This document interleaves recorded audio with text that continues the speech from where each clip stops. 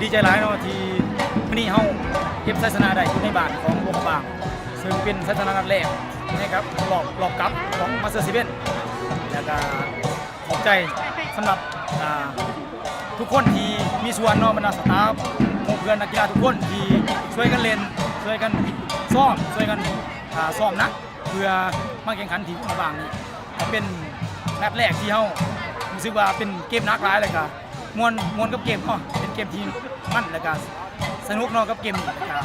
รู้สึกว่าบรรยากาศเป็นบรรยากาศที่สุดยอดอยู่โรงพยาบาลเนาะอยากขอบใจสำหรับแฟนบอลโรงพยาบาลนั่นด้วยที่เขามาส่งมาเชียร์แล้วก็ให้กำลังใจพวกเราทั้ง2ทีมขอบใจเนาะ